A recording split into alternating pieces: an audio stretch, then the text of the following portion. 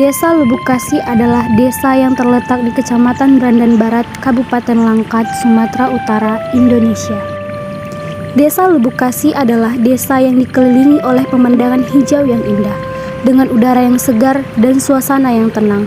Desa ini menawarkan kehidupan yang dekat dengan alam. Penduduk desa ini sebagian besar bekerja sebagai petani, buruh, dan nelayan. Namun, sektor pertanian menjadi tulang punggung utama perekonomian desa ini. Inovasi dan masa depan pertanian masyarakat Desa Lubukasi kini mulai menyadari pentingnya pertanian berkelanjutan. Dengan bantuan mahasiswa KKN tematik, desa ini telah memulai langkah maju pertanian ramah lingkungan.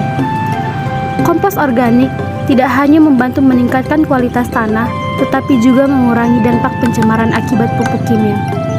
Selain itu, pengembangan pertanian organik ini berpotensi meningkatkan ekonomi Desa Lubukasi. Produk-produk organik dan dapat dipasarkan keluar desa sebagai produk unggulan. Nah, saya sudah berada di Desa Lubukasi, di mana desa kita ini adalah desa penghasil sawah yang sangat besar. Nah, sawah yang kita lihat seperti sekarang ini sangat-sangat hijau, bukan? Namun, ternyata sawah yang terdapat di sini memiliki dampak buruk juga bagi kesehatan kita.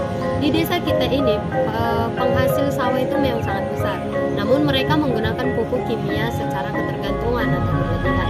Apa sih dampaknya? Yang pertama itu, yaitu meningkatkan kadar CO2 atau karbon dioksida di udara. Yang kedua, yaitu meningkatkan NH3 atau asam amonia di udara. Nah, kadar CO2 jika kita hirup secara berlebihan atau kadar dalam jumlah yang banyak akan berdampak buruk bagi kesehatan kita. Contoh dari penyakit yang akan timbul yaitu yang pertama, infeksi saluran pernapasan atau ISPA. Yang kedua, dapat menyebabkan kanker. Yang ketiga, bahkan dapat menyebabkan memperparah penyakit-penyakit komplikasi lainnya. Nah, kadar CO2 ini sangat berdampak atau sangat berpengaruh bagi balita dan juga orang tua yang sudah rentan usia. Nah, selanjutnya yang terdapat di kadar udara kita saat ini yaitu NH3.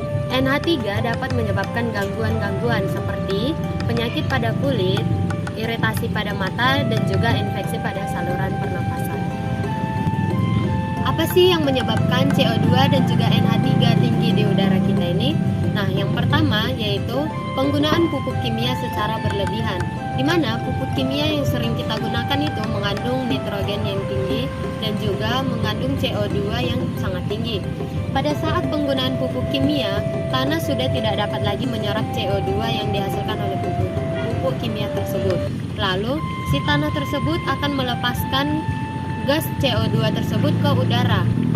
Maka, dari proses kimia tersebut, CO2 akan meluap ke udara dan juga kita hirup secara sehari-hari. NH3 juga sama, dihasilkan dari pupuk kimia secara berlebihan.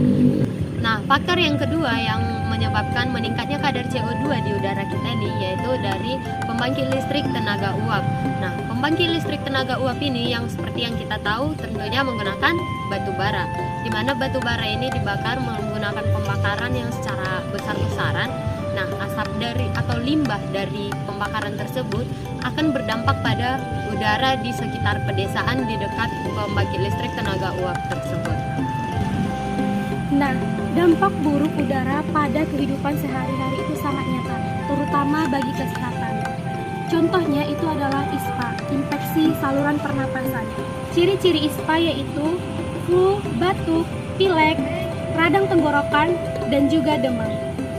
Nah, dari permasalahan tersebut, apa sih yang harus kita lakukan untuk mengurangi udara yang tercemar di lingkungan kita? Nah, salah satunya adalah pengalihan pupuk kimia yang secara berlebihan di daerah pertanian dan dengan menggunakan pupuk organik. Yang mana pupuk organik ini adalah kaya akan NPK pada tanah, natrium, fosfor, dan kalium. pupuk organik ramah lingkungan karena diambil dari sisa limbah seperti sisa kotoran hewan, limbah dapur, bahkan tumbuhan yang membusuk. Nah, pupuk organik ini ada dua jenis. Yang pertama, pupuk organik padat dan pupuk organik cair. Nah, solusi yang kedua yaitu pemanfaatan energi terbarukan. Nah, di mana energi yang selama ini kita pakai adalah energi yang tidak dapat diperbarui. Contohnya tadi PLTU. Pembangkit listrik tenaga uap itu menggunakan tenaga batu bara, di mana tenaga batu bara di bumi kita ini semakin lama maka akan semakin menipis, yang dimana tidak dapat berkepanjangan atau berkelanjutan untuk dipakai. Kita dapat mengalihkannya dengan pembangkit listrik tenaga hibrid atau tenaga energi terbarukan. Contohnya, pembangkit listrik tenaga surya atau PLTS, pembangkit listrik tenaga bayu atau angin, dan pembangkit listrik tenaga air atau PLTA.